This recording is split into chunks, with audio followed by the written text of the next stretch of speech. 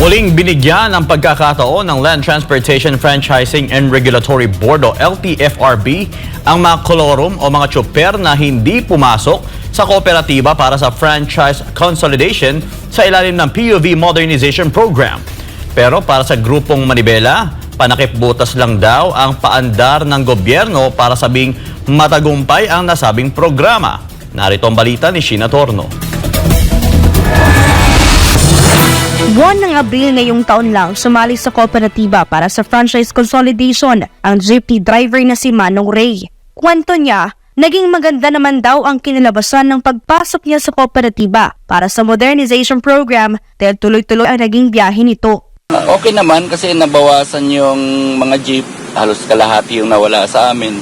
Kaya medyo maganda naman yung biyahe namin. Kasi ang ruta namin, isa lang, wala kaming kaagaw o Payo niya sa iba, sumunod na lamang sa gusto ng gobyerno upang hindi raw mapilay ang hanapbuhay. Yun nga lang, may ilang tsuper pa rin noon ang hindi pa rin kumbinsido sa Public Transport Modernization Program ng gobyerno. Halimbawa na lang dito ang tsuper na si June Ray, na ngayon pa lang ay desidido na sumali sa mga kooperatiba. Mas maayos, mas ligay yung panghanapbuhay mo para sa pamilya. Mas okay po siguro na kung sakali kung yun lang naman na solusyon na mas maganda po yung sundin natin kung ano. Katunayan, muli kasing binuksan ng Land Transportation Franchising Regulatory Board o LTFRB ang aplikasyon sa mga tinatawag na kolorum na jeep o di kaya'y mga tsuper na hindi sumama noon sa konsolidasyon. Binuksan ng LTFRB ang franchise consolidation nitong Oktubre 15 at magtatagal hanggang sa Nobyembre 29, pero hindi na ito tulad ng dati.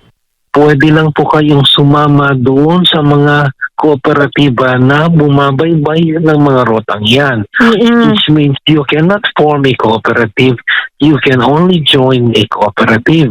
Ang exception lang yan, Sheena, is kung yung isang rota wala pang kooperatiba or group of jeepneys na bumabaybay noon, you can form a cooperative and you can traverse that area. Aminadong LTFRB na ginawa lamang nila ito alinsunod na rin sa kahilingan ng Senado. Kung ipipilit pa rin daw ng tsuper na hindi sumama sa kooperatiba, hindi raw tapos ang operasyon ng LTFRB sa mga kolorum. Huli ang sinumang lalabag sa kampanya kontra kolorum, mai-impound ng sasakyan at maaaring pagmultahin ng 200,000 pesos. Kumpiyansang LTFRB na maraming maidaragdag na PUJs sa mga kooperatiba. Ang estimate po namin is 5 to 8% pa po. We have now 151,000 of 170,000 na mga existing jeep. Roughly about 7 to 8,000 pa po riyan ang sasama. Mapagkikinabangan din ng mga tsuper na sumama sa programa ang iba't ibang insentibo ng gobyerno. Gaya na lamang ng fuel subsidy na aabot sa 6,000 hanggang 10,000 pesos at service contracting program na abot naman sa 20,000 pesos.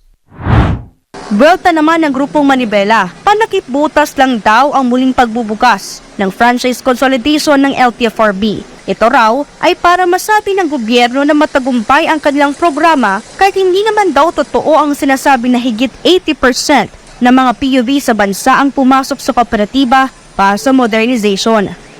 Panakipbutas lamang ito doon sa kapalpakan ng pagpapatupad ng PTMP. Ito po kasi kitang-kita natin na yung datos na ibinibigay ng LTFRB at ng DOTR ay pawang mga kasinungalingan lamang at pawang mga gawa-gawa lamang yung mga datos na ibinibigay sa atin. Sinabi pa ni Valbuena, marami na umanong tsuper na nasa kooperatiba ang nag-withdraw dahil wala umanong pakinabang ang naturang programa. Ano raw ang nangyari sa 83% na PUVs na sumali sa kooperatiba? Umusad ba raw ang buhay ng mga ito? Pero bakit tila hirap pa rin daw ang mga tsuper sa arawang pamamasada? Para sa Diyos at sa Pilipinas kong mahal, ito si Sheena Torno, SMNA News.